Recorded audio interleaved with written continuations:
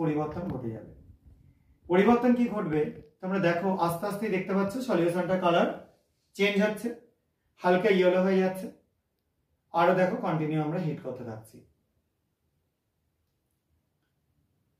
এবং এই হিটিংটা আবারও বলে দিচ্ছি যেন কেউ ডাইরেক্ট হিট করবে না, বারবার ঘুরিয়ে ফিরিয়ে হিট করবে যাতে টেস্ট টিউবের সব জায়গায় তাপটা আস্তে আস্তে সমানভাবে ছড়িয়ে যায়। কারণ এক জায়গায় হিট করলে কিন্তু লিকুইডটা ছিটকে বেরিয়ে চলে আসতে পারে। এবং এই হিটটা করতে করতে দেখো পুরো সলিউশনটা কালার কিরকম হয়ে যাচ্ছে, কমলা হলুদ হয়ে যাচ্ছে।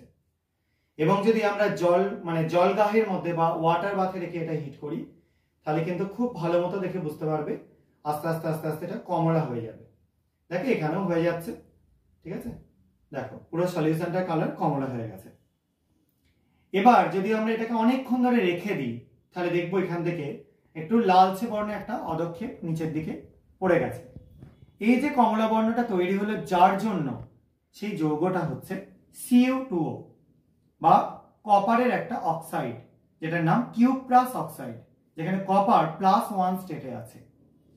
এবং এই কালারেশনটা দেখে আমরা বুঝতে পারি যে স্যাম্পেলটা নিচ্ছি সেই স্যাম্পেলে CHO বা অ্যালডিহাইড গ্রুপটা আছে কিনা। তোমাদের যখন বায়োকেমিক্যাল টেস্টে অ্যালডিহাইড টেস্ট করতে হবে তখন